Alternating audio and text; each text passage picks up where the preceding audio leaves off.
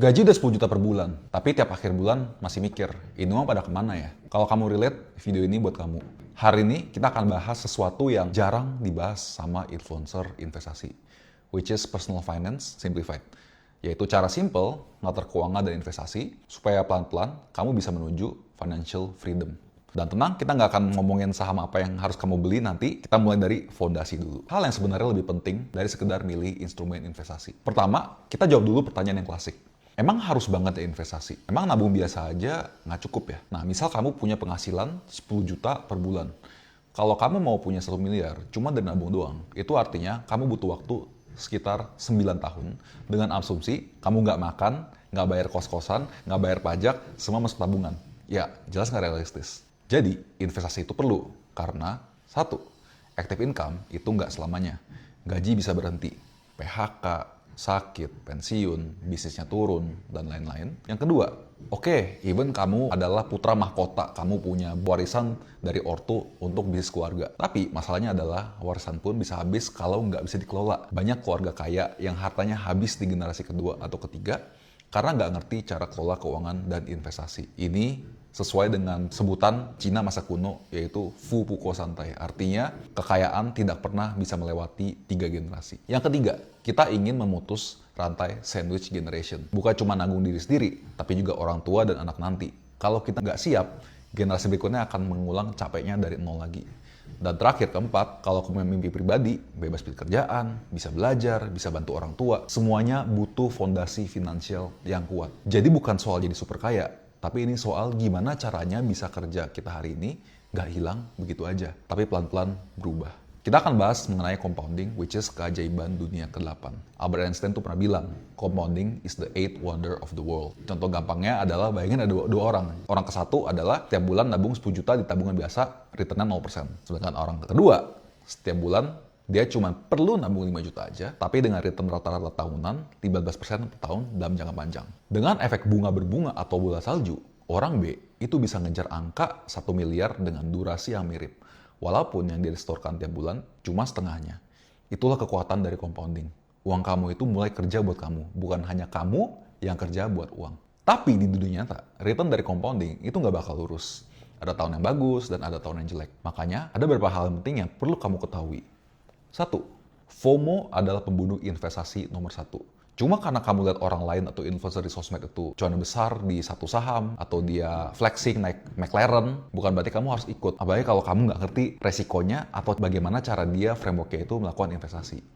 Kedua, repeatability dan konsistensi jauh lebih penting daripada cuman cuan besar dalam 1-2 tahun doang. Mending dapat return biasa aja, tapi konsisten bertahun-tahun, daripada kaya instan 1-2 tahun, lalu rungkat. Karena pakai utang, atau kamu nggak paham framework investasi yang dipakai oleh influencer itu gimana.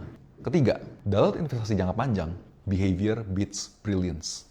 Mindset, disiplin, dan kemampuan tahan godaan itu jauh lebih penting daripada jago analisa, tapi gampang panikan atau serakah. Nah, sekarang kita ke bagian utamanya. Apa sih definisi financial freedom?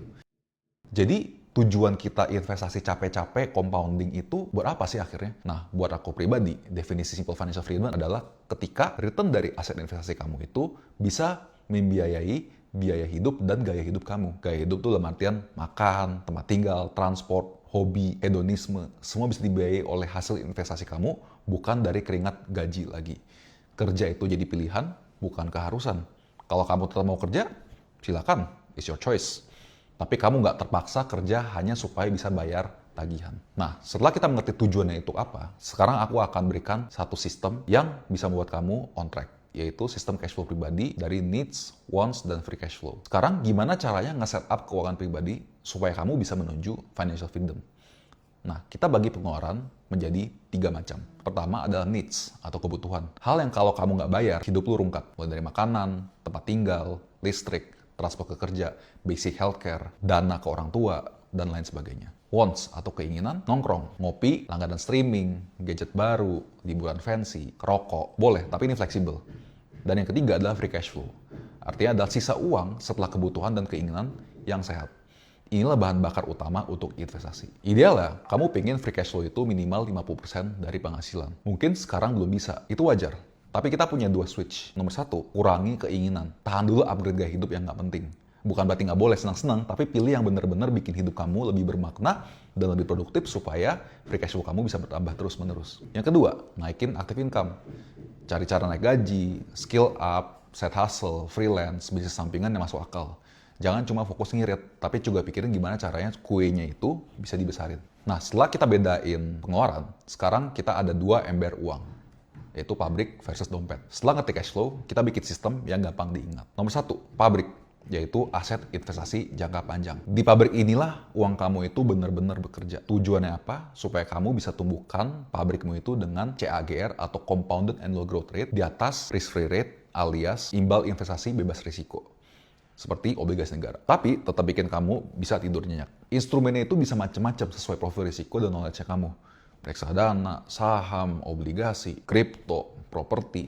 Yang penting kamu paham dan punya framework yang jelas dan bisa menumbuhkan capital kamu dengan CAGR yang tinggi dalam jangka panjang. Nomor 2, dompet atau rekening sehari-hari. Ini adalah tempat keluar masuk uang bulanan.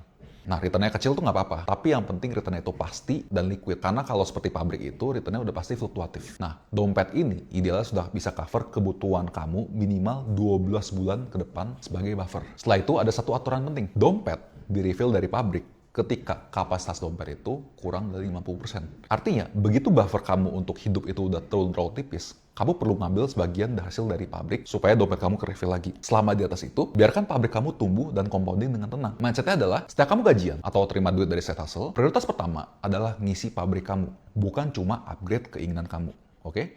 Nomor 2, dompet kamu aman, pabrik kamu terus tumbuh, hidup kamu jauh lebih tenang. Nah, sekarang kita akan bahas miskonsepsi umum yang biasa aku temui di luar sana. Nomor 1, gaji aku masih kecil, belum bisa mulai investasi. Cuma masalahnya adalah, kalau gaji kamu masih kecil, justru harus dibangun habit atau kebiasaan dari awal. Nominalnya bisa aja kecil, tapi yang penting kebiasaan dan tetap bisa mengikuti framework-nya terlebih dahulu. Miskonsepsi kedua, masih muda, belum perlu mikir untuk pensiun. Masalahnya apa? Compounding itu, aset terbesarnya salah satunya ada waktu. Kalau kamu mulai di umur 22, versus kamu mulai di umur 32 dengan nominal yang sama, hasil akhirnya itu bedanya jauh setengah mati. Miskonsepsi ketiga, instrumen A buat liburan 2 tahun lagi, instrumen B buat pendidikan anak 10 tahun lagi. Kalau kamu nggak punya sistem yang jelas, semuanya jadi ketecer. Jauh lebih simple kalau kamu seperti yang tadi aku jelasin. Bagi kedua macam aset, dompet untuk kebutuhan hidup sampai 12 bulan, pabrik untuk tujuan jangka panjang. Nanti dari pabrik itulah kamu atur lagi secara lebih detail, kamu ini mau buat liburan atau mau buat pendidikan anak. Miskonsepsi terakhir yang paling sering aku temui di luar sana. Portofolio investasi A untuk long term, portofolio investasi B untuk duit jajan short term. Kedengeran rapi, tapi sebenarnya nggak produktif. Karena logikanya gini aja, kalau memang metode B itu bisa dipakai buat duit jajan short term itu bisa kasih CAGR yang sangat bagus dan bisa compounding duit yang besar, kenapa masih perlu metode investasi A lagi? Artinya, salah satu dari dua hal ini biasa kejadian. Entah metode B itu sebenarnya nggak sestabil itu, cuma kelihatan bagus sesaat pas saat bull market seperti sekarang, atau risikonya itu tinggi banget sampai kamu sendiri nggak berani taruh semua dana itu di situ. Di titik itu, portofolio B itu lebih mirip arena spekulasi buat hiburan daripada mesin pencetak kekayaan jangka panjang. Padahal dalam framework kita, kebutuhan sehari-hari dan duit jajan itu harusnya datang dari dompet, cash flow bulanan yang sehat. Pabrik atau portofolio investasi jangka panjang, tugasnya hanya satu, tumbuh dan compounding pelan-pelan dalam jangka panjang. Begitu kamu mulai pakai portofolio sebagai mesin duit jajan cepat, fokusmu itu udah geser dari building wealth jadi chasing excitement seperti judi.